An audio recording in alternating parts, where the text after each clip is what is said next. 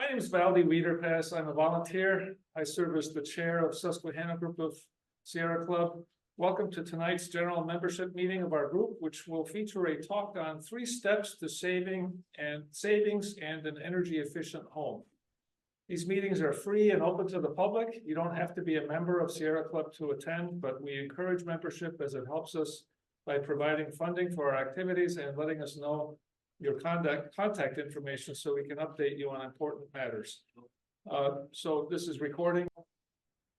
So we do welcome volunteers, and we're actually desperately looking for a secretary to take notes at our executive committee meetings, which are held via Zoom, typically on the first Tuesday of every month. And then you would have to type and email the meeting minutes to our executive committee members.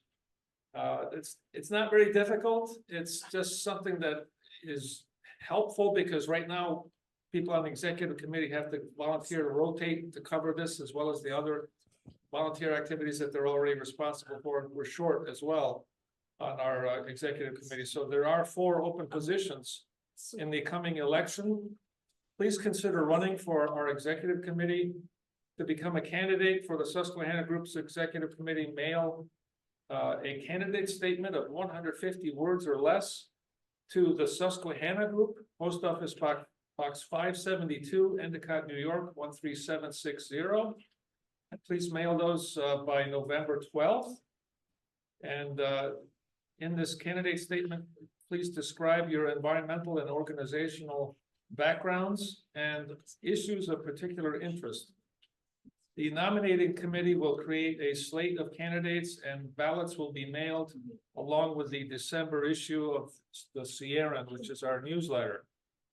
The September edition of the Susquehanna Sierra newsletter has been posted to our website. You can find it by going to Sierra Club Susquehanna Group online. And that website also has recordings of our past meetings for about the last 2 years, as well as newsletters, a calendar of coming events, and other information.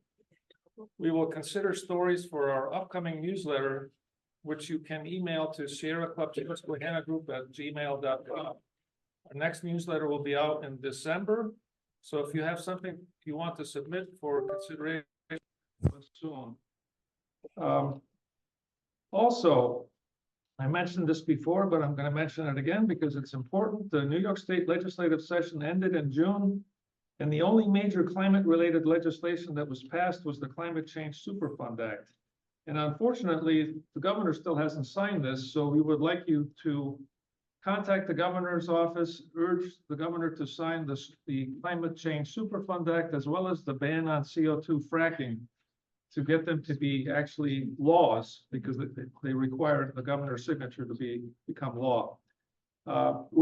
New York State is 3 years behind on our 2030 climate goals. That's discussed in the September newsletter. And unfortunately, the state is now taking a wrong turn towards the distraction of nuclear power. We're asking people to please send in a comment via an action template, which was emailed to our back earlier in October. I think it was the first week of October. You can find that email by looking for the title of the email, which was "Nuclear is not the answer. Tell New York to stick with renewables." And New York was abbreviated NY. So the comments are due November 8th. So again, this email was sent out from sierraclub.org. And the title of the email, the subject is "Nuclear is not the answer. Tell NY to stick with renewables." We have a coming event this Saturday, October 19th. There will be a riverbank cleanup that's sponsored by the Broome County Environmental Management Council. And this will involve picking up trash and debris around Confluence and Southside Parks in Binghamton. Please meet at Conklin Avenue near the Washington Street Bridge at 9 a.m. You can park along Conklin Avenue. If you are interested or you have questions, please contact Scott Laufer at laufer.scott@gmail.com. Also, our upcoming meetings for November 19th, we will have Renee Secor who is with Project Coyote. This will be a virtual meeting only, so only online. There won't be any in-person meeting. This presentation will cover wolf recovery in the Northeast, including the emerging science on the genetics of coyotes and wolves in the region, and the need for habitat connectivity and how it will increase how it increasingly converges with public policy. December 17th will be a meeting where Michelle Neupfer of Waterman Conservation Education Center will give a talk on bird-friendly backyards. And this will be, again, our normal format, which will have in person at Bristol Public Library as well as via Zoom. So tonight, we're grateful to have Eileen Hanrahan here at short notice because it was originally going to be presented by Devin Biley, who is a community energy advisor at Cornell Cooperative Extension, but Eileen Hanrahan is actually Devin's boss, and she is also a community energy advisor who is working for Cornell Cooperative Extension of Tioga County. So she graciously, on short notice, accepted our request to come here and give the presentation in Devin's stead, because Devin is sick tonight, so he's home trying to get better. So the talk is going to be on 3 steps to savings and an energy efficient home. Eileen will cover the following major points. First will be energy efficiency, insulation, and air sealing, as well as the incentives available for these types of projects. And secondly, it's going to be about heat pumps and their incentives. And finally, solar and renewable energy with a focus on ways you can save money. So thank you, Eileen. And we welcome you, and we are happy that you're here. Thank you. And quick announcement, I do have 2025 calendars with me if anyone would like to purchase them. Yes, in case you didn't hear on Zoom, I wrote it in big marker on my paper, but I still forgot to say it. So calendars are available for sale. So please contact Joanne. Let us if you're looking for a calendar. Hello, thank you for having me tonight. I really appreciate your inviting me to visit with you and share some information regarding the programs that we offer through NYSERDA, as well as some of the incentives that are available from the IRA. This program is 3 steps to savings and an energy efficient home. There are 3 steps that are most efficient for making your home energy efficient. It's some folks just think, I want to go get heat pumps, and they go out and get heat pumps, and then 2 years later they decide, oh, I want to put insulation in my house, and they do that, and then maybe somewhere down the line they put solar, or maybe they do solar first and they do heat pumps later.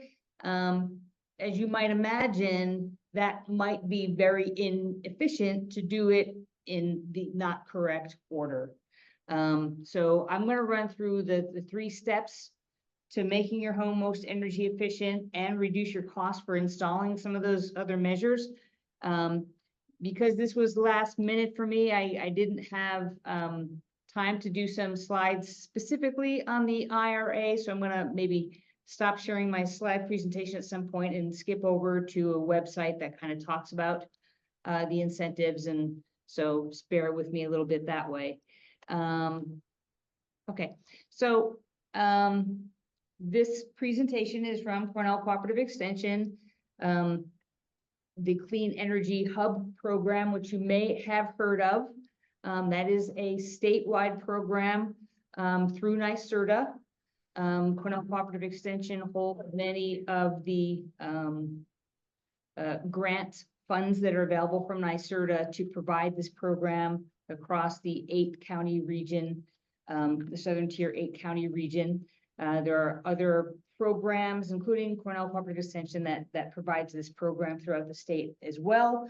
Every hub has its own community energy advisors, and as well as some other experts on workforce development and perhaps commercial energy efficiency as well.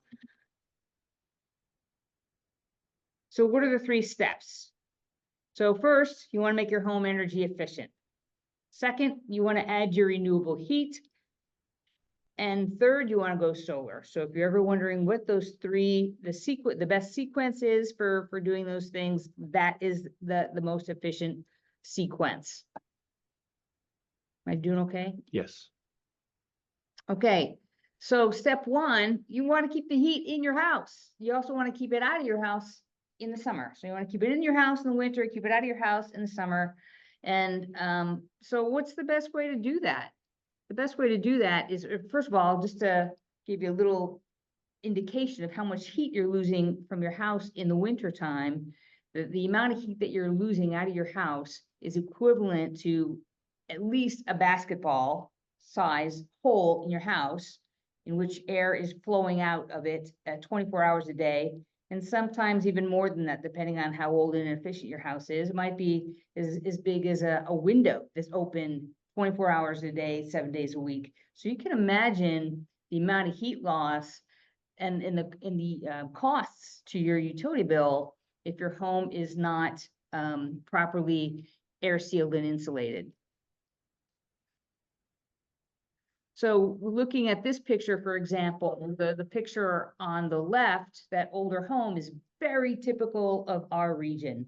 Most of our houses in the southern tier region are at minimum 80 years old and sometimes older. I mean, especially in the Binghamton area, you know, EJ built a lot of these homes almost a century ago, or about a century ago. So most of our homes are very old. They were never properly, you know, insulated, obviously up to current standards, if at all. And then we do have some new homes in the area. But if you were to look at both of these homes, you might think that, well, that newer home is probably obviously more energy efficient because it's got newer standards. It was built by newer standards for energy efficiency, probably has better insulation in it, and so on and so forth. But don't let newer necessarily fool you. If you were to look at these, compare these two homes, actually from a quick view, it would appear that the older home could very well be more energy efficient than that newer home. And the reason why I say that is because one very easy telltale sign of heat loss in a home is icicles. So you don't see many icicles on the house on the left, but you see a lot of them on the house on the right. So don't assume that just because your home is newer that it must be highly energy efficient. That is not necessarily the case. And we'll talk a little bit about that in a minute.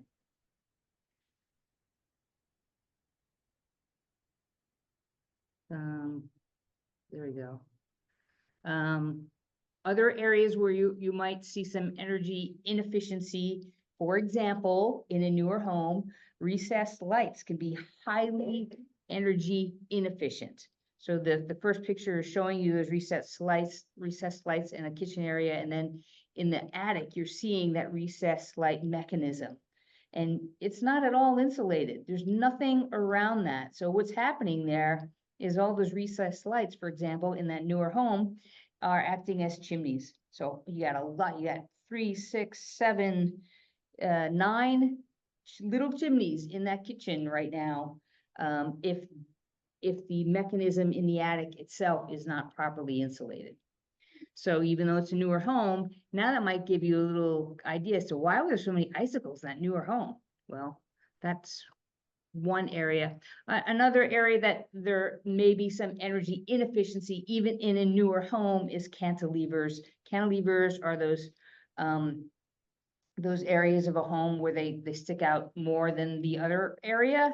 And oftentimes when they built homes with these sorts of projections, I don't even know what you call that, outside of the standard box, they didn't necessarily insulate that area that stuck out very well, if at all.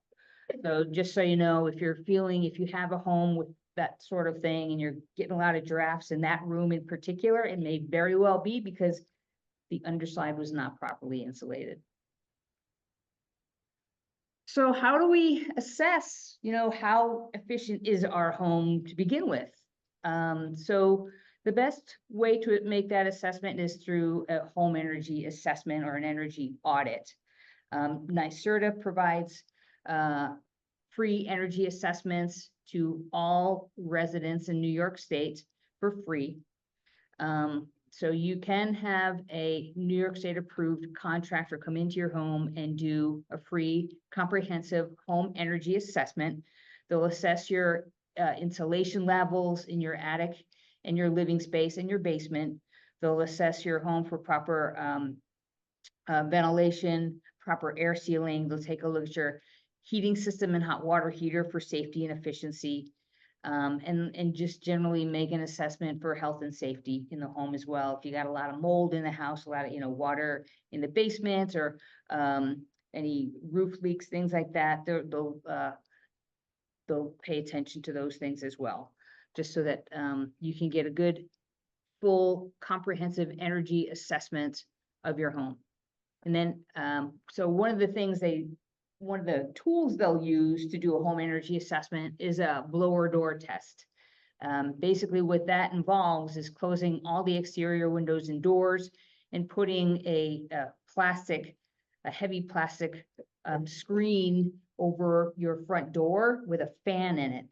And then they'll turn that fan on, and that fan will create negative pressure in your house. It actually pulls air out of your house and pushes it inside. That's creating negative pressure inside the house. So air has to rush into the house to balance that pressure out.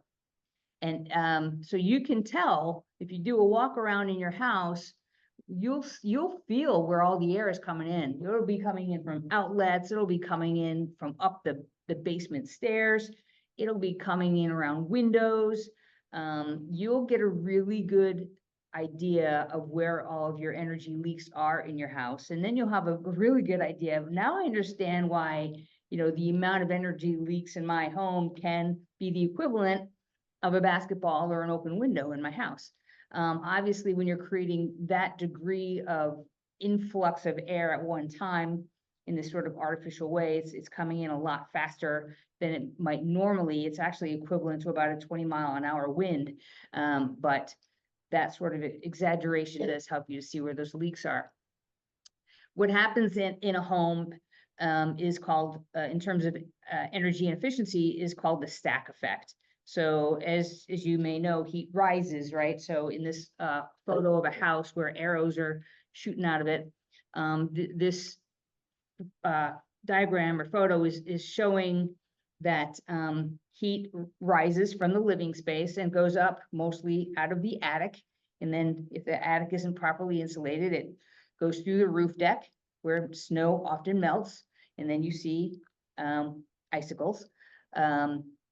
And then so once that air leaves the house, again, it's creating negative pressure in the house. So air has to come back into the house to equalize that pressure. So it's the same as the outdoors, or very close to it. And the place where air is going to come into the house is at the lowest level of the house. So the two most important places to make sure you have adequate insulation are your attic and your rim joist, where the house sits on the foundation, that perimeter where the house sits on the foundation. Those are the two most important places that you want to make sure you have adequate insulation. That's going to reduce that number of amount of air that's escaping the house the most. A lot of people think, oh, I got to make my house energy efficient. I got to insulate the walls and I got to put in new windows. And new windows especially, I hear it and see it all the time, are the least efficient way to go about making your home energy efficient. Because if you think about it, windows don't have a lot of insulation value to them. Windows, even a brand new triple pane window has about the same energy efficiency as a single pane window with a storm on it. So as long as that single pane with a storm on it is secured pretty well, it's not broken, it's not the frame isn't rotting, things like that, you have about the same energy efficiency as a brand new window. So you can see where if you replaced all the windows in your home, it could cost a lot of money to do that. And your energy savings would be per window about a couple of dollars a month compared to what you had before. So it can literally take about a century to pay off all those windows in terms of your utility cost savings. So next time you're thinking about making your home energy efficient and you think, I gotta get new windows, don't necessarily think you gotta get new windows unless they're broken or they're rotting out. Because generally, if you just do some caulking around those windows, put a storm over them, if you don't have one, you're gonna make that window as energy efficient as a new window.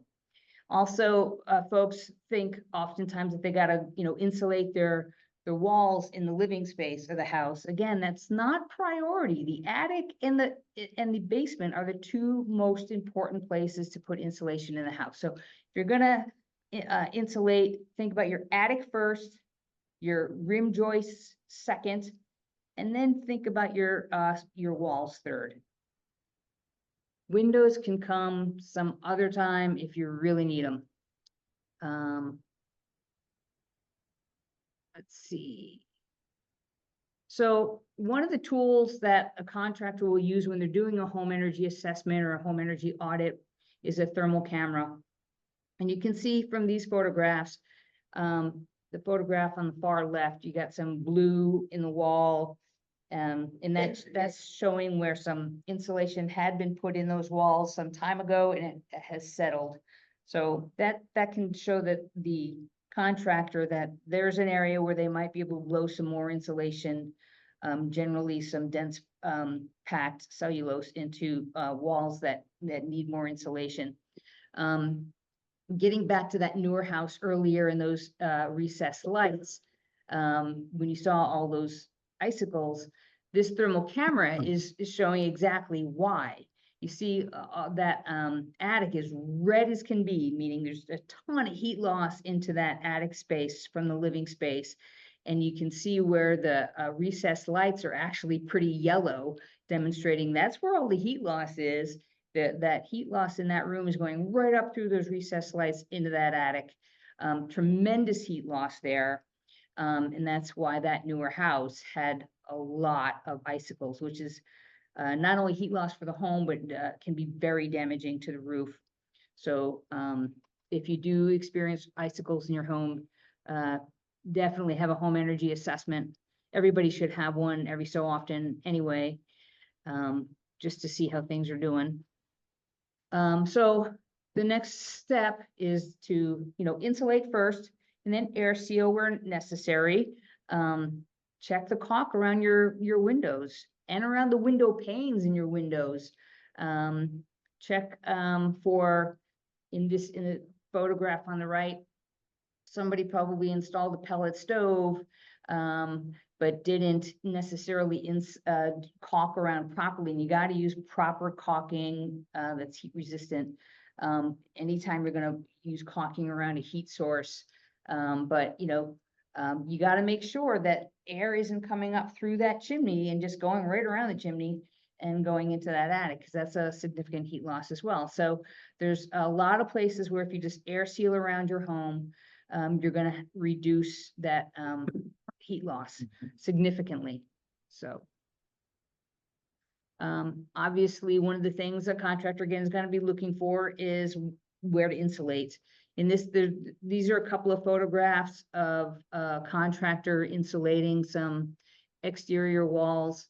I think this is a new build in both cases, but you can see where they're just doing some dense packed cellulose in the walls, and then they're doing some spray foam in the roof deck. And the reason why they're doing spray foam in the roof deck, in this case, that means the roof itself in that upper floor, is because they're using that floor as living space. If you were not using the attic as living space, you would insulate the floor. You would not allow heat to go through the floor and hit the roof deck if you were not using that as living space.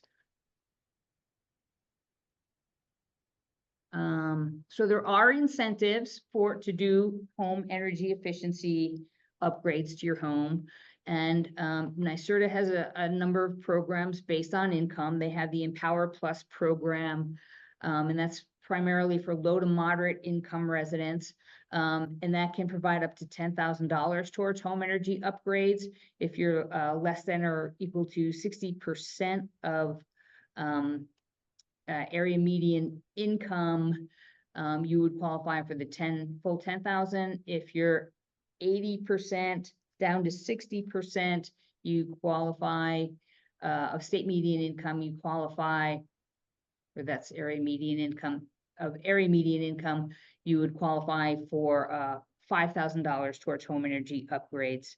There's also the Comfort Home program, that's for higher income residents. There are incentives, very, very specific things you have to do for your home to get a tiered incentives up to $4,000. So if you do just your attic and your rim joists, your incentives would be $1,600.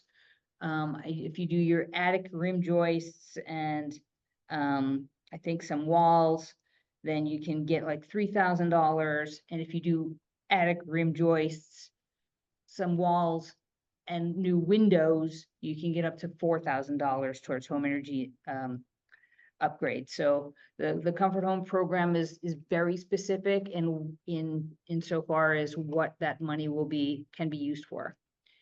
But still pretty good deal. So the income eligibility for the Empower Plus program, the numbers haven't even come out yet for this year, but our income eligibility guidelines are pretty much identical to HEAP, and HEAP's income guidelines just came out. So I just threw this photo that I took today on this presentation. So you can make some pretty good money and still be eligible for the Empower Plus program. So if you have a family size of 4, for example, in your household, the household can make up to $6,390 in income per month and still qualify for the Empower Plus program and the $10,000 worth of energy upgrades. But I won't go through every single one of those family sizes, but you get a pretty good sense of what income levels qualify for the $10,000. So the next step after insulating your home and making it as absolutely energy efficient as possible is renewable heat. And that's where heat pumps come into play, obviously. There's air source heat pumps, there's ground source heat pumps. And I know, many years ago, heat pumps were not viable for our cold climate. They just weren't. They've been used for a very, very long time in southern parts of the United States and for a very long time in Europe. But the technology, at least in the United States, just wasn't adequate to bring them this far north. But that has changed dramatically in the last 5-6 years, and that technology is continuing to improve as well. So currently you can install air source heat pumps in your home, and they can provide adequate heating and cooling for your home, which is the other really nice bonus to air source heat pumps, to around -13 degrees Fahrenheit in the winter time. They will start to work a little harder around -5 or so. So they're not going to work as optimally as efficient as they can once they get around that temperature. But last year, I don't even think we had more than a couple of days that really dropped below. I think the year before that we had a few days, but this past year I'm not even sure that we had a lot of days that dropped often below that temperature. It's not that they won't work, they just will have to work a little bit harder once you start dropping below 5 degrees. But still, the technology is continuing to advance, and that's pretty phenomenal how far we've come. And so they are absolutely viable in cold climates. You do have to make sure you're purchasing cold climate air source heat pumps, though. So make sure any contractor that you're working with is installing the right product in our area based on what your needs are and what you want to use them for. So just make sure you're getting the right product from the right contractor. Heat pumps, some of you may already be very familiar with them, can be the ductless. And that's the example on the left where you have those heads. Each compressor, by the way, one of these things can service or, provide heating to up to 4 heads. So there's one head over a doorway in one room. And then depending on where the other heads are needed, you might have 1 or 2 compressors around your house at various locations. So they're very versatile that way. You can put heads almost anywhere inside a home, as long as the construction allows. And the heating and the cooling are very, very even and very, very quiet. And that's one of the huge bonuses of air source heat pumps. It's not like a furnace where you like to go sit over by the heat vent because that's where it's warm, and it's not so warm in the middle of the room or in the other side of the room. The nice thing about air source heat pumps head is that the air does seem to very evenly permeate throughout the room. It's very, very comfortable. There's also ground source heat pumps, and there are incentives for those as well. And those can either be a vertical bore or a horizontal field, depending on how much room you have in your lawn for those coils to absorb heat out of the earth and pump it into your home. So for folks who really want to know the details on how a heat pump works, there are many diagrams and explanations out there. And the bottom line is, your refrigerator is a heat pump. A lot of people don't realize that. What happens in a refrigerator is that the air inside the refrigerator is not being cooled. The heat pump on the back of your refrigerator is actually pulling heat out of the refrigerator, leaving cold air and pumping that heat out into the room. That's why if you were to go behind your refrigerator, it would feel very warm back there.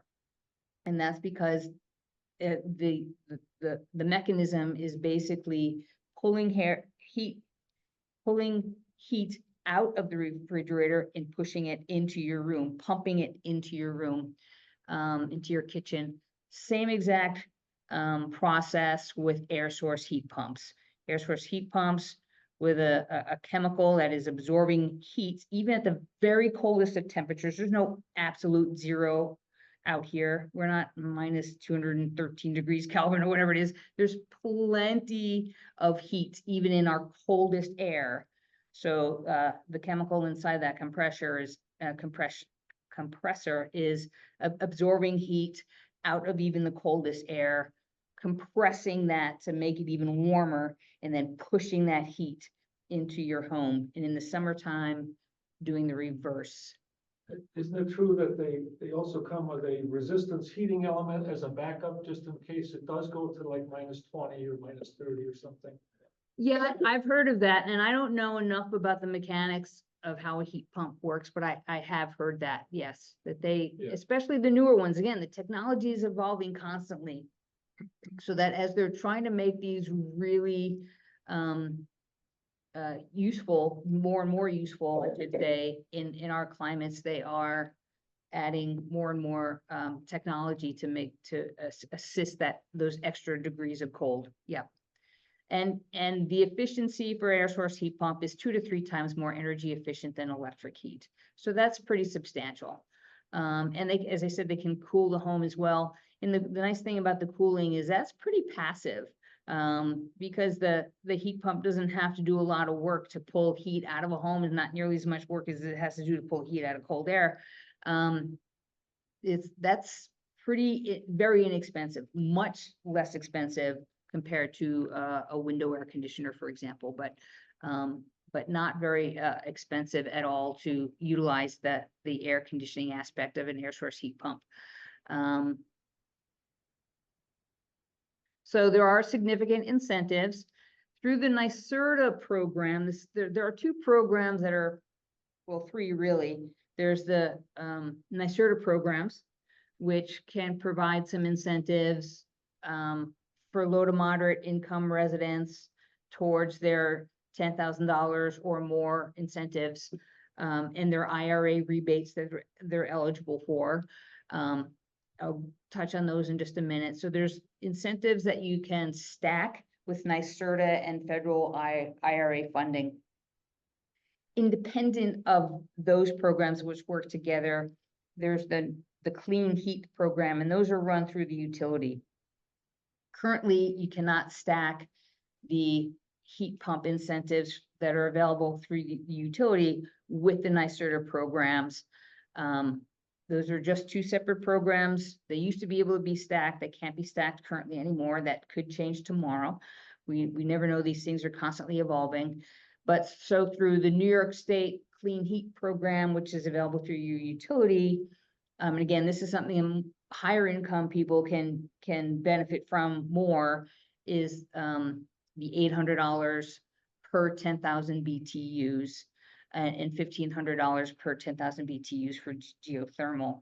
The IRA incentives, there's also some low-income folks get what's called the O2DA incentives, and that's basically through DSS, and that could be an additional $10,000 towards the entire home energy upgrade process.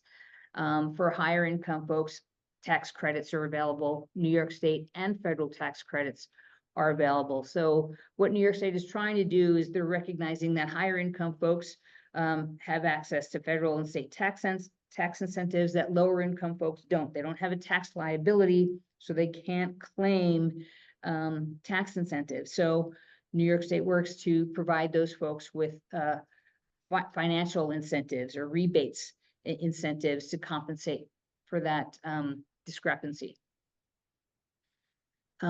So I don't know if you guys can see that. Again, this is just something I took a picture of today in a presentation that we just had today, just to update us on IRA. And basically, this is talking about the HER rebates and the HERE rebates again. These are, I think you're eligible for these up to, I actually have a slide on it, but the HER, there's two different types of rebates. The HER rebates are the home energy performance program.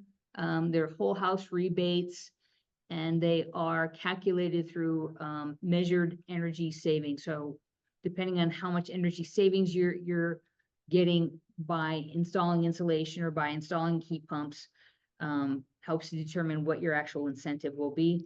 And then there's the HERE program, the home electrification and appliance rebates. So those are more of a standard or prescriptive rebate incentive. So the HER, for example, is if you're saving 20 to 34% on your utility, you can get, and this is for 5+ unit buildings, you can get $2,000 per unit, up to $200,000. If you're saving 35% or more, you can get up to $4,000 per unit, or up to $400,000, and up to a total of 50% of the project cost for people with income over 80% of area median income. Area median income changes. I don't know what they determine. What's the area we're talking about when we talk about area? There is a chart that shows by county, which actually, I guess that would be by county then, what the area median income is for each county, and therefore you have a sense of what the greater than or equal to 80% of the area median income is for your county. So if your area median income is less than 80%, the rebates would be $4,000 per unit, or $8,000 per unit, up to 80% of the total project cost. For HERE, eligible measures and rebate amounts, a heat pump, hot water heater can get up to $1,700. A heat pump itself can get up to $8,000 in rebates. Induction, can't read this far away. Induction, yeah, cooking appliance, that's what I thought. Can get up to $840. A heat pump, clothes dryer can get $840. Electric service upgrade. So oftentimes you know, you want to upgrade to air source heat pumps and or solar for your home, but you have a very old fuse box. You know, if you have knob and tube, for example, forget it, everything has to be upgraded. But even if it's like a 110, everything really should be upgraded to at least a 200.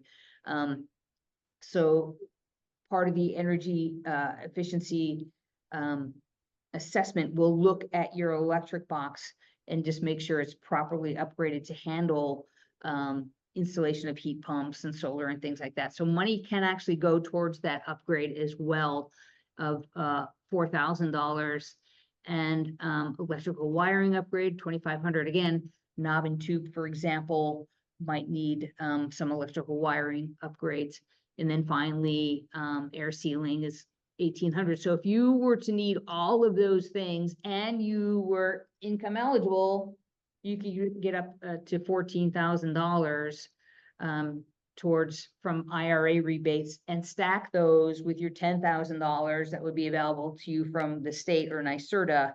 So that's a substantial potential for incentives to make your home more energy efficient. So in terms of incentives, and again, I was just putting this together really fast, and I tried to take a photo and download it from Rewiring America, because it showed the fact sheet, and this is where I might just bounce over to that page. But if nobody's familiar with Rewiring America, that's a really fantastic website that'll actually help you tell you exactly what your incentive eligibility will be for either tax incentives or rebates. They just ask you to plug in some basic information, how many people in your household, what's the household income, maybe a couple other questions, and then boom, it just says, and it'll also ask you, what are you looking for? Are you looking for a home energy upgrade? You're looking for heat pumps? You're looking for, and it'll just shoot out the results of what you'd actually be eligible for. So it makes it super easy for you to figure out, what am I eligible for? Boom, this thing will tell you right out of the gate. It's pretty fantastic. So that's rewiringamerica.org. And I'm going to get back to a couple of what those incentives would be for you. But since I have to switch out of the PowerPoint to do that, I'm just going to finish this up. The third step to making towards home energy efficiency savings, and also, by the way, a net zero home, would be to add solar. And there's 3 types of solar. Yes, in case you were wondering, does New York State have enough solar in our state to make solar panels worthwhile? Absolutely. We have plenty of sunshine in New York State to provide enough electricity for every single home in the state all year long if solar panels were used. Germany is probably the most solar friendly country in the world. They get less solar sunshine than we do here, and yet they're something like 80% of their electricity generation is with solar energy. So we have no worries here. So there are 3 solar options. One is residential solar. You can see in that photo on the top, this was actually taken in Ithaca, that townhouse community up there. Maybe you're familiar with it, Eco Village. I believe I'm pretty sure that's where this was taken. Anyway, residential solar, you can see, is on a number of those households.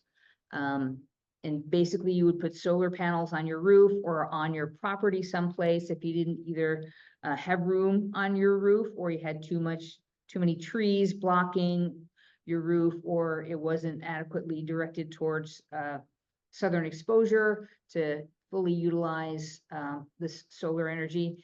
You can put panels on your property if you want, and both are considered residential solar. It's about as close to off the grid as you're going to get amongst the 3 options. You're still going to be utilizing the grid to actually, well, not to convert the solar energy, but your excess solar energy will go into the grid, and you're going to use it basically as your bank. And then in the winter months when you need those extra credits, the utility company will provide those to you at a later date, basically. So you're still gonna be dependent on the grid, kind of as your battery, your giant battery. The other option is community solar, where you can purchase or lease panels on a solar farm. These are generally less expensive than residential solar because they don't have to be custom fitted to your property or your roof. They're all the same size, and they're all built in one big sort of factory type style. So you would just purchase or lease panels on a solar farm. And so your savings aren't going to be quite as much, but it's not going to cost you quite as much either. So you have a little give and take there. The third option, and the one that's most popular, is subscription solar. And that's basically where you just sign up on a solar farm to say, hey, I want to get my energy off your solar farm. And they say, okay, that's fine with us. And they'll provide you generally with anywhere from 5 to 10% savings off of standard utility rates. So whatever your utility is charging right now for their electricity, your savings will be anywhere from 5 to 10% off that. There is one company, I think, that's currently providing up to 20% for a short period of time, but standard rates savings are generally about 5 to 10%. The pluses to that are you're not going to save as much on your utility bills, but you're also not going to spend a bunch of money to install solar panels. And you don't have to deal with, any issues that you might have with having solar panels on your roof. If your roof leaks or something breaks or whatever, you don't have to deal with some of the maintenance that might be required to work through that. So, so that's one of the benefits of that. So that's the three steps, the three proper steps, I should say, to energy savings, and as also a nice benefit to that, a net zero home. And if you are interested in learning more, you can reach out to Devin Biley at Cornell Cooperative Extension, Broome County. His phone number, I can just say is 607-366-0833 extension 6, or certainly just call over to CCE Broome and ask for Devin. That's always an easy way to reach him as well. I did want to just, if I can, jump over to the fact sheet. Can you guys see this? Yeah. You can still see this. So Rewiring America, this is the tax incentive fact sheet. So if you are eligible for tax incentives, this is where you can find out, well, how much can I get for a heat pump? How much can I get for insulation or doors or windows if I want to install those in terms of tax incentives. So basically it's around 30% capped tax credit. And I believe, whereas you used to be able to carry those tax incentives over, I think you have to utilize all your tax incentives within the purchase year. So that's something you're also going to want to check with your accountant. We are not tax experts on this by any means. And since our program deals primarily with low to moderate income folks, we don't pretend to know everything there is to know about the tax incentive side of things. We can certainly help you work through any questions, but we are not tax experts by any stretch. So we always recommend that you work with your tax advisor to determine what you might be eligible for and how quickly you would have to claim those incentives before they're not effective. So, yeah. So, like, are these like up on my service website or things like that? So this particular fact sheet is on Rewiring America. We also, on our website, our Smart Energy Choices website, provides some information on tax incentives under other resources. So if you go to smartenergychoices.org and you click on other resources, we do provide some information on the Inflation Reduction Act. Some of that information we took from the Rewiring America website, since they are a really good source. But, we do have some things you can click on to get further information. There's always the IRS website has information on IRA stuff as well. There were 3 questions. One of the questions was, how much space do the coils take in a horizontal field for geothermal? And the answer is, it depends on the size of the building it's needed to serve. I don't know a specific ratio per se of, 2,400 square feet means you need 2,400 feet of line. I don't know.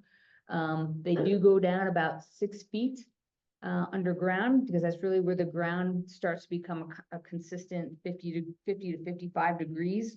So they're buried pretty deeply, but once they excavate that land and lay those coils, they cover it all back up, and you can't see them at all. So I don't know if that's kind of figuring into how much space not only do I need, but how much of my lawn do I wreck? You should be able to fully use your lawn. I wouldn't put a pool in over that, but in terms of gardening and so forth, there should be no issues whatsoever with returning back to normal life after those have been buried again in the grass has grown back. Second question was R factor. So yeah, for a roof, for example, or an attic, you should have an R factor of at least 49 currently. They're really kind of pushing for 60. So you're looking at a minimum of like 2 feet of cellulose, loose cellulose insulation, for example. For the joists, man, that's a good one. I'm gonna say probably 3 inches.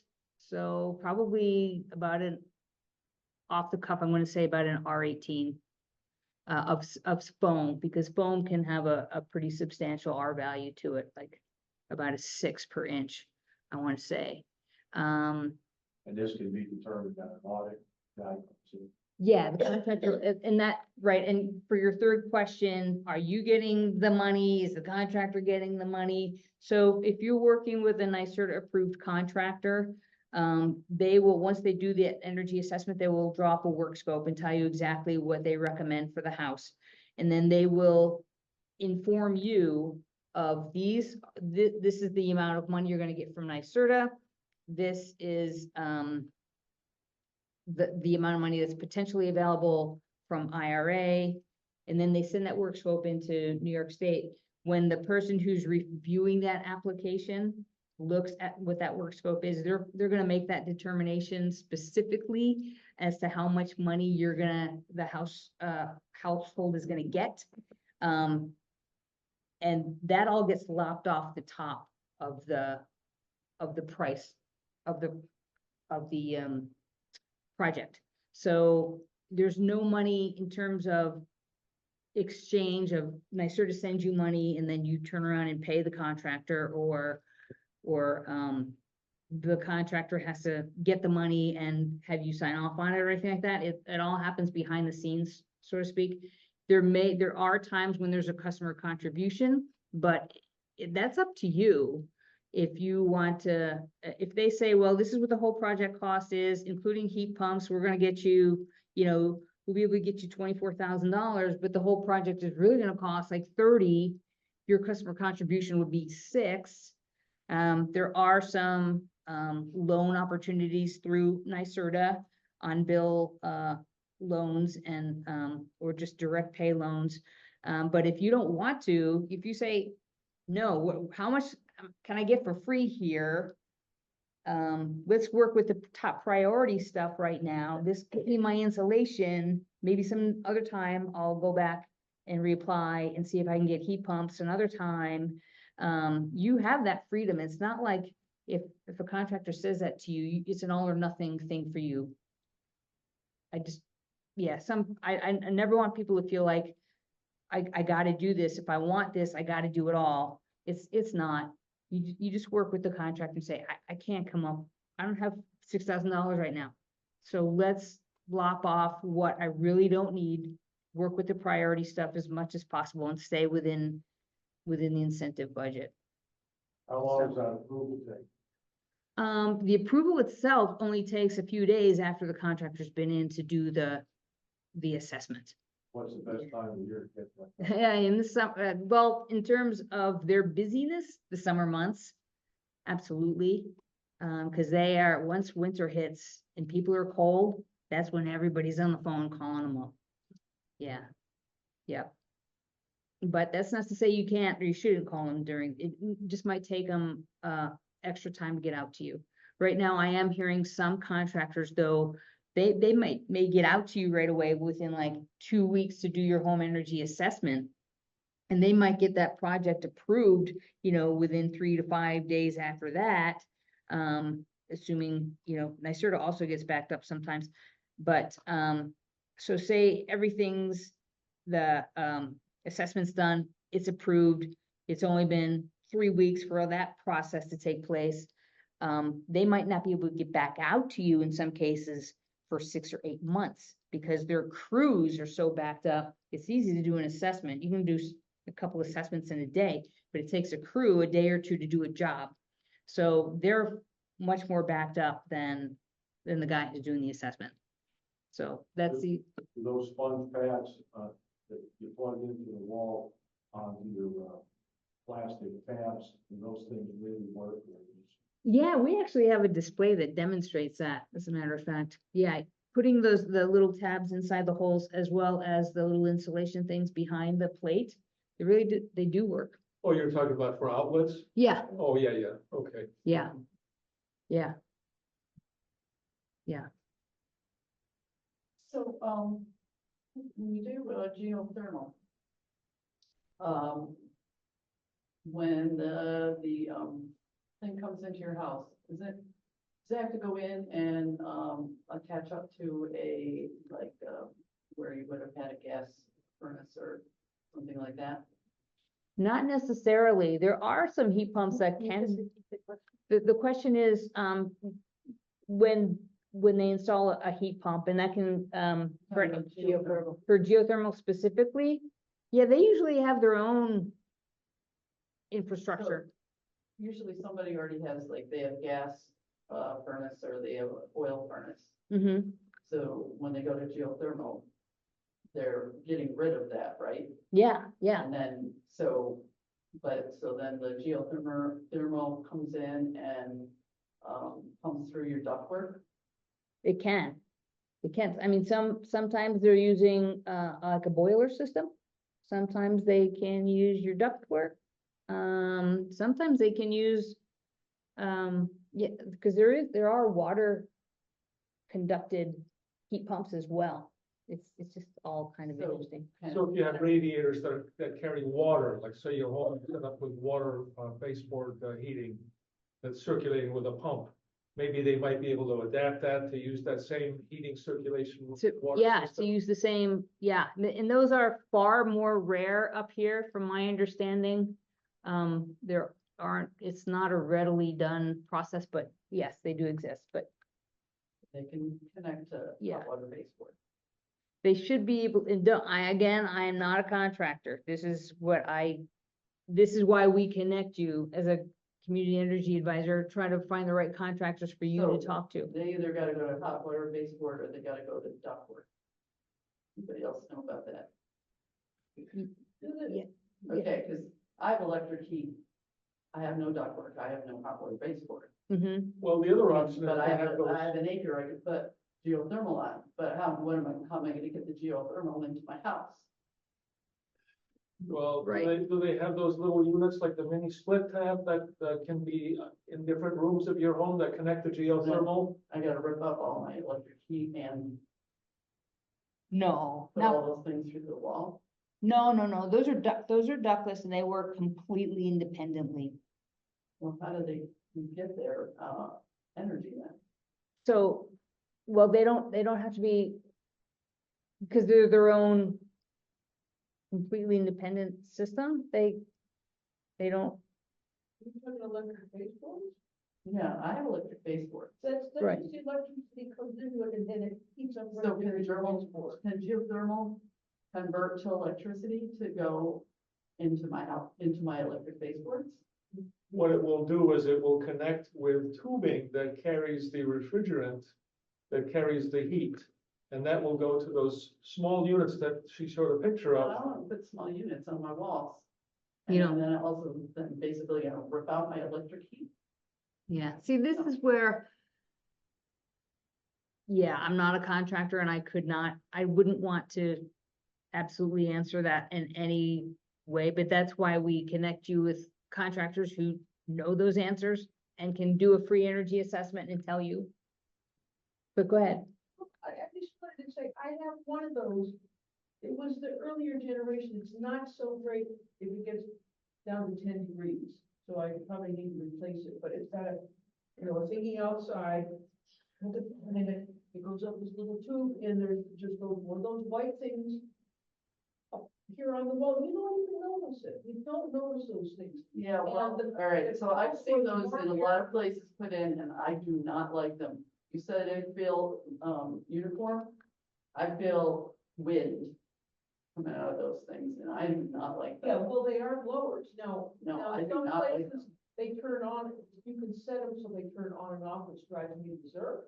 I keep mine with a constant airflow, and it's not like dust. It's just a very light airflow. It's right over my bed, it doesn't bother me at all, and I'm a very sensitive person. So, Yeah. they're really, they've got all these settings.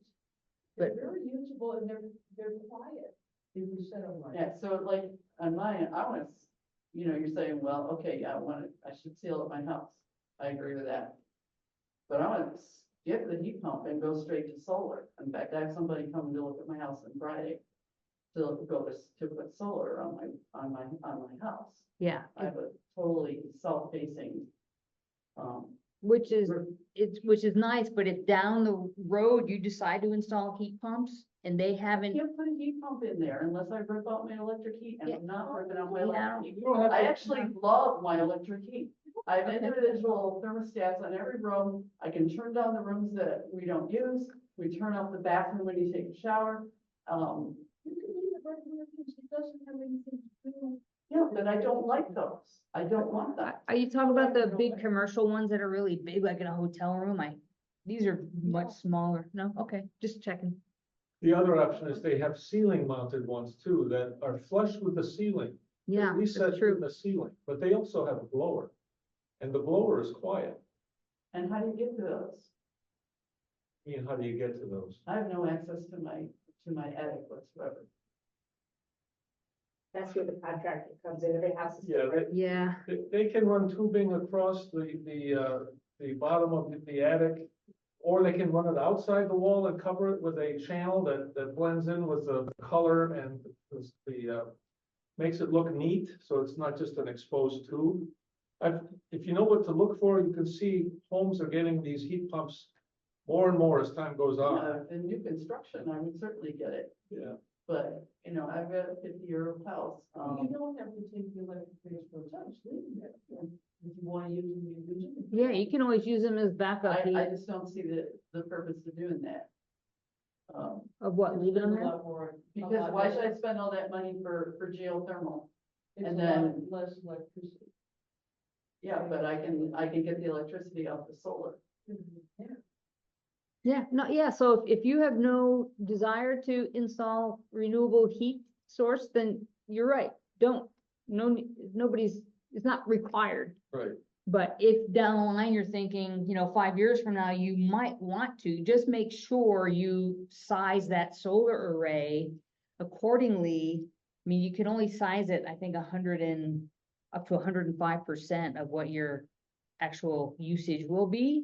So if you decide like 5 years from now, you want to put in an EV charger and you want to put in, you already have one?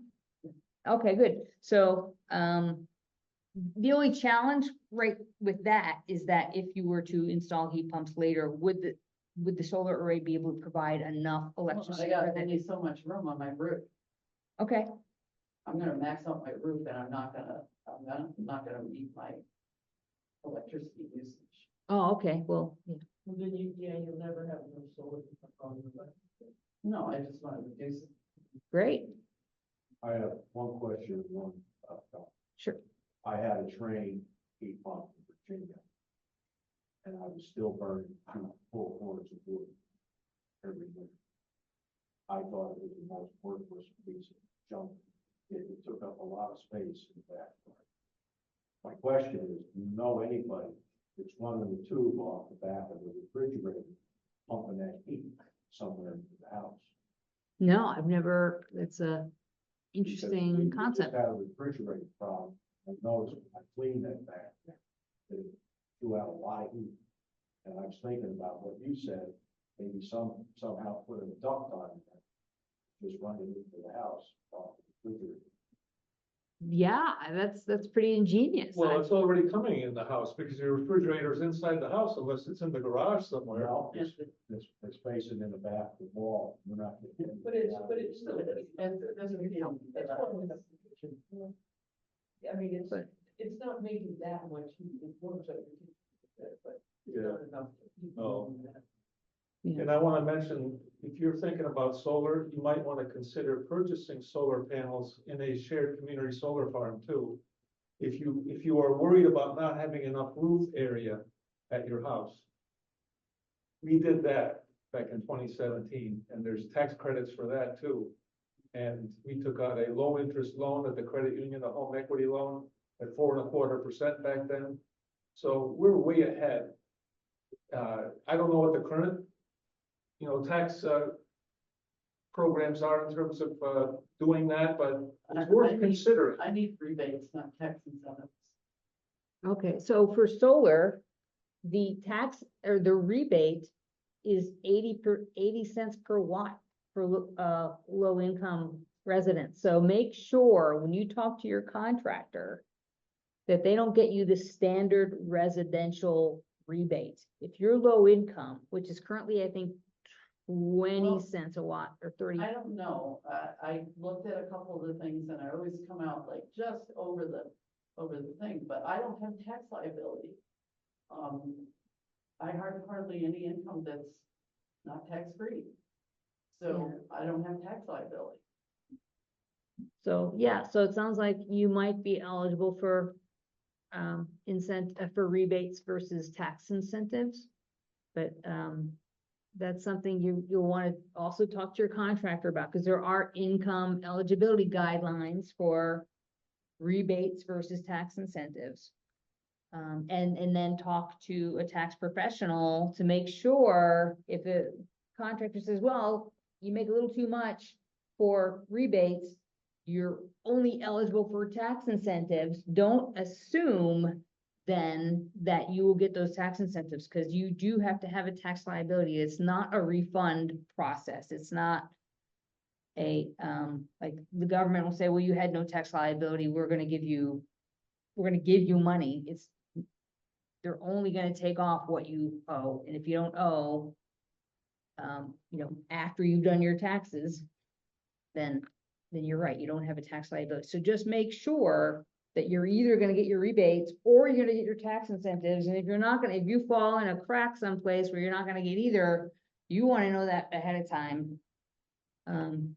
Just so you're informed of what you're doing with your money and how long it's gonna take for the payback on those solar panels before you're getting your energy for free.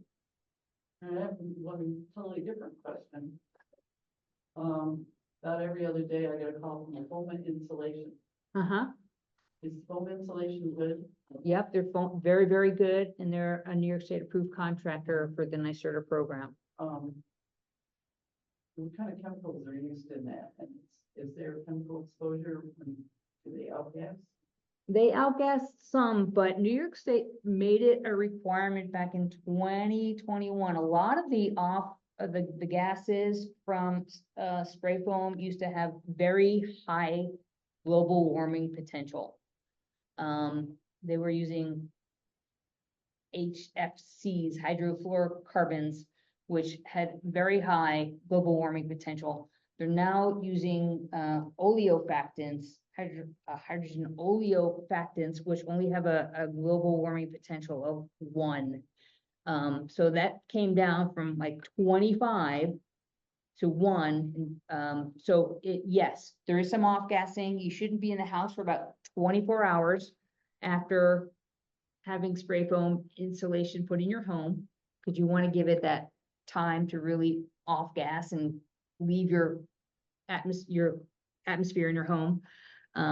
But fortunately, New York State is very conscientious about the toxicity or the global warming potential of those off gassing. So they've taken steps to minimize that as much as possible. I would, suggest that if the Zoom participants have any questions, just because I feel like they can't hear the conversations. Yeah, how's everybody doing on Zoom? Are you lost in this conversation, or are you kind of able to? I am in Zoom, and no, we are not. I am not lost. First of all, thank you, Mr. Hanrahan, for this information. I have one question. I had in one of my rental properties, they already started doing it, but that one was occupied. So they went with the income of the people that live there. Now, my question is, I acquired another property, but there is no one living there. So should I wait till I rent it to have this started? Yes, how many units in the building? One. It's just a single family? Yeah, I would definitely wait until you have it rented. Because the income of the tenant is what's going to qualify that building for how much money in incentives it's gonna get. So if you rent it to a low income resident, you're gonna get more incentives available for that building than you will somebody who's high income. Thank you. Sure. Anybody else? I have a solar panel and a community solar like technology, the company called Renewables, and they're solar farms that run different businesses. I get a rebate on my nitrogen bill every month, saying that this is from the solar. I also have a heat pump system, an air solar heat pump system, put in my closet about 3 years ago. About $20,000.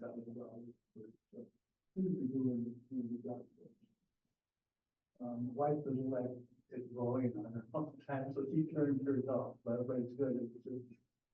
And then we have radiant heat in the ceiling that was there when we built the house, and it's still there. We can use that, but we don't use it too much. We thought the other stuff. And the other thing we have is a wood burning stove, which is wonderful. On a cold night, they have a wood fire from the really great. So we're pretty well set, heat wise. But I wonder if we don't need some other degree of insulation in the house. We told them 81 and 82, and I've checked insulation in certain spots, and it looks like it could be better. I know what they did what they had to do back then, but it must have gotten different. We don't need a break in electricity right now. We've got that pretty good covered. But I'd like to make sure that we have enough insulation for the future from them. And I wonder about foaming. Is that decent? Mhm. People come in and blow this into your Mhm. walls. Is that a decent method? And it's probably expensive somewhere. But I wonder that would be worth maybe in the first. Yeah, absolutely. Most contractors are gonna use spray foam insulation for your rim joists. They're gonna use primarily loose pack cellulose on the floor of the attic, and they're gonna use dense pack cellulose in your walls. So when you think about how much foam is actually going into your house, if they're just gonna do it around their rim joists, you're not talking high volumes of foam. But yeah, foam is good. I mean, that's what we have. It's what most contractors in New York State use. There are some more expensive opportunities for, like rock wool and some other more sustainably useful insulations, but hemp even, and there's some really unique opportunities for insulation out there. But most of your commercial contract, or not commercial contractors, residential contractors who are working at this level are using spray foam or cellulose. We use, foam it through NYSERDA, and it was all paid for. It was nothing out of pocket for us. Okay. Yeah. And was that like above the ceiling of the top floor of the home or? The attic Okay, and the walls. okay. Yeah, No, but that was, I don't know if the grants have changed. I think anything under 5,000 was paid for, and that was like 3 years ago. oh, good. So you might have, back then, it was a different structure for the incentives. Yeah. Yeah. But, yeah, so I would absolutely have a home energy assessment done. It's free. If they determine they can add some more insulation in your home in various places, great, and you qualify for incentives, fantastic. But you have full control over that, so don't feel like you're losing control of an opportunity just by bringing a contractor in. You have full say over what happens in your home and to what degree you want things to take place if it's getting beyond the $10,000, incentive and you don't have money for anything beyond that. Thank Yeah. I mean, they're not gonna do, that said, there's always a caveat. I never say never and I never say always with this program because every house is different. In other words, if they say, well, we have to insulate your attic, they're not gonna insulate 80% of your attic. They're gonna insulate the whole thing. They're not gonna say, okay, we'll stop at, 3/4 of the way across and then, because that's your $10,000 worth. You know what I mean? They're gonna say, we're gonna do the whole thing and so if there were a customer contribution, that it may be required just to finish something. But Do they still use fiberglass too? no, no. And why is that? It's just not as energy efficient Oh. as cellulose. It's also pests like to nest in fiberglass a lot as Really? well. Yes. They took out our fiberglass, we had no more problems upstairs. Wow. Yeah. Oh, Yeah. And they don't use it underneath mobile homes. They use spray foam underneath mobile homes. That's Partially interesting. for that reason as well. Well, I'll have to watch for that because that's, my wife and I put in fiberglass into space above our top floor ceiling. It was an access way in the closet. And so we had to cut the rolls in half. So we had to unroll them, cut them in half, and then re-roll them and put them in garbage bags and tie up the top of the garbage bag and then squeeze them up through the thing. So my wife would push them up. I would be up walking on the, like some boards I laid across the bottom of the trusses, so I wouldn't fall through the sheetrock ceiling. And then I would unroll them up there and saved a lot of money over decades that we've been living in the house, because that was the easiest thing for me to do as a homeowner, was just do that. Sure, most of our homes have fiberglass in them, if they haven't been insulated in the last 10 years or so. Absolutely. Because ours was a 1974 home, and yeah, it had some up there, but only about this much. So I put in R19 on top of that, which was a six-inch layer at the time, and so I ended up with probably around R30 something. I don't know exactly the number up because I don't know what the original exactly was, but it was definitely over R30, and that's the easiest thing, and you usually have access to it someplace. Mhm. So if somebody is watching this presentation later, if you've got a home that was, that was built with an access, it might be in the closet, it might be in a upstairs hallway. There's usually some way that you can get into that truss space inside your roof that put in insulation. And if the cellulose is better these days, go ahead and do that. But at least you could actually try to do it yourself. If you don't qualify for rebates enough to cover the whole thing or whatever. So check that first. And then if it doesn't cover it for whatever reason, for your income level or whatever, see if you can do it yourself. It's Yeah. very hard to deal with. We did the same thing. We like suit up from head to toe. You Yeah, don't want anything on you. right. Yeah, I wore goggles and a mask and, you know, took an overall, wore overalls, and then I got rid of the overalls afterwards. And there's stuff you can do to, you know, prevent having problems. Of course, wear gloves. Yeah, you just want to make sure you do it right. You don't insulate over the soffits and make sure that there's no gaps between the insulation and the joists. And there's considerable potential for not doing fiberglass the way it should be done. But if you do it right, it works. I mean, it's decent insulation. It's just it's not as effective as cellulose for a few reasons, but Yeah, But you yeah. have to make sure that you don't cover the ventilation pathway from your soffit, because you're supposed to have ventilation coming in from the edges of your roof, underneath what they call the soffits, and then exiting either through the top of the gables or the peak of the roof itself. In most modern homes has a vent built Right. into it, so you don't want to block either of those things. correct. And also you want to make sure your vapor barrier is in the right place, facing towards the living space. A lot of people, you think of vapor barriers, just an easy way to staple the fiberglass to the wood, and it's not. It's intended as a vapor barrier, so if the paper should always be against the living space, not against the cold space, because now you're trapping in moisture. And I see that all the time. Yeah. Yeah. So do your homework, read, if you're gonna attempt to do it yourself, so you know what you're doing. Right, absolutely, but sure, it's an option, it's always, DIY is always an option.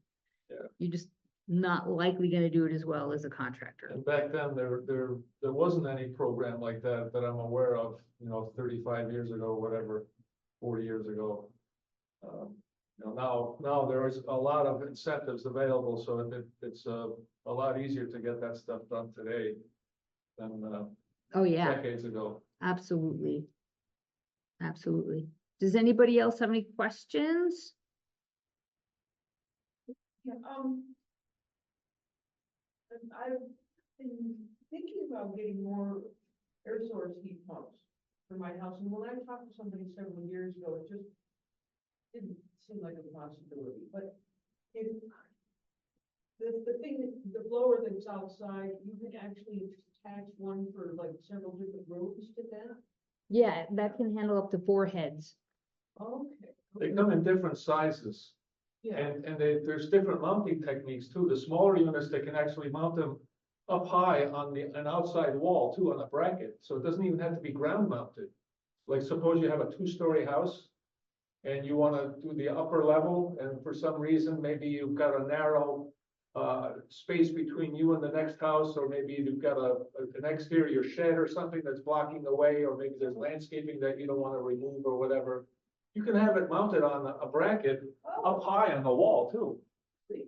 Yeah, that compressor with the blower outside. Absolutely. Oh, cool. Yeah, I don't know if there's limits on how many feet they'll allow that ductless, because there's pipes in there. You probably, you have one, so you know. So I don't know if there's a limit on how far they'll allow a head to be from a compressor, but if that can shorten that distance or make it easier. There's options. So there's a lot of flexibility in that, and they can, like I said, they can hide the tubing with a plastic molded channel, so it looks neat, you know, when it's done, and The one I have, you just don't see it, it's there, you just don't see it. yeah, yeah. Right. And the outside units are not that noisy anymore either, but if you have suppose you have like an outside patio area where you like to enjoy maybe spending time in the summer, or maybe you don't want to have them mounted right where you're going to be sitting. Maybe you want to have it at the other, you know, some other place in the home with it, so that you don't normally sit near. So and they can run it fairly far, that tubing. I've seen homes that have it where they run it multiple ways. Sometimes they run it up the wall and then they run it across the top of the attic and then get it to another home that's inside, 2 rooms away from the outside wall. So it doesn't have to be right at the outside wall either. So there's a lot of things they can do with those. Yeah. Incentives are based on your savings often though, so if you're thinking of adding more, make sure you talk to the contractor. Don't assume you're gonna get necessarily any particular incentive until you talk to the contractor. Good contractors, is a good contractor in both BEK. We also, we used air source. To make sure that the roof and all that. Air Source LLC, they don't participate in the Empower program anymore, Oh, no, no, but, like me. but Bodeck might, I'm not familiar with, I've heard of Bodeck, but I don't know if they're an Empower contractor or not. Or clean heat contract, they just do HVAC, right, Bodeck, is that right? So they're probably not an Empower contractor, but if we can get an Empower contractor to, subcontract out to them, then. That to me, that's like, I'd rather study astrophysics than try to figure out how to find an honest contractor. Well, that's what your community energy advisor can definitely There's a help lot you of with that. dishonest stuff, Yeah. Yeah, and they take Or- advantage of women. Or ones who just aren't affiliated with some of these incentive programs, and you just gotta make sure. That's why it's good to go through a community energy advisor and So find out. you have a list of approved contractors? Yeah, we have a list of Empower contractors and clean heat contractors. Most of the HVAC contractors, because they don't do insulation work per se, aren't always Empower contractors. That's why oftentimes you might need an Empower contractor like Foamit to sub the work out to an HVAC contractor who may not be otherwise affiliated with these programs. But that is your channel to NYSERDA to get the incentives.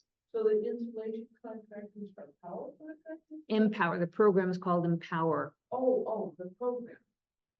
There's a Southern Tier Senior Fair tomorrow at the mall between 9 and 1, and I know representatives. from Yeah, she's Cornell- right here. Yeah, but I don't get them. Well, close to 1.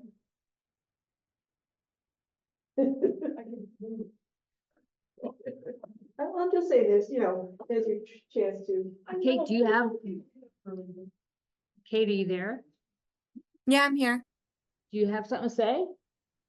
Yeah, we'll be there from 9 to 1 at the senior fair in the Oakdale Commons tomorrow. Too early in the morning for me. Is it in the main area, Kate? Is it all throughout?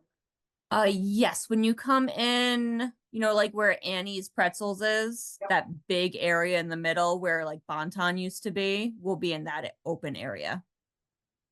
Thanks. plus also isn't, Network for Sustainable Tomorrow, don't they have a list of people too that are vetted to be reputable? They worked with Air Source LLC exclusively for that program, Oh, but that program sunsetted anyway. oh, okay. All right, oh, Yeah.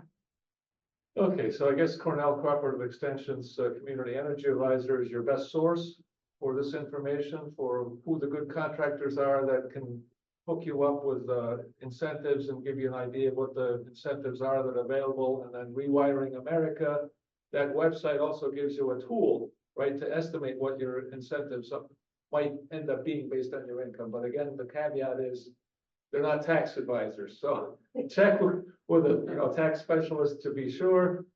And I guess anything else you want to say as far as a summary or whatever? No, I think you just did a really good job of summarizing. Kate Harasta, our community energy advisor for Shenango County, is online with us. So Kate, did you have anything you wanted to say? No, I think you did a great job, and I look forward to seeing anyone there tomorrow at the senior fair. Also, we will be having a winter resource fair at the First Presbyterian Church in Johnson City on November 8th from 11 to 3. There'll be some great information there. We'll have, you can apply for a HEAP, and we'll also have like Family Enrichment Network, a whole bunch of different organizations coming to table. We would love to see you there. I'll make sure to get the information to Scott in case anyone might be interested in joining us. Thank you. All right, Okay, so thank you very much, Eileen. I appreciate it. you're welcome. And on behalf of our group, I'm glad you were able to come on such short notice and give us such a great summary. Well, It's worth a refresher for people that know something about it, but there's always a tendency to forget details, and like you said, that incentives keep changing, so it's worth checking to see what's available, because if you were disappointed in the past, that might not be true today. You might actually be pleasantly surprised, so it's always worth seeing if there's incentives available to help you save money, and that way you'll help the environment and reduce climate change too. So everybody that can do this is doing a great job for themselves and for everybody on the planet, including all living things. So thank you. Awesome. Well, that was an awesome summary. Thank you so much.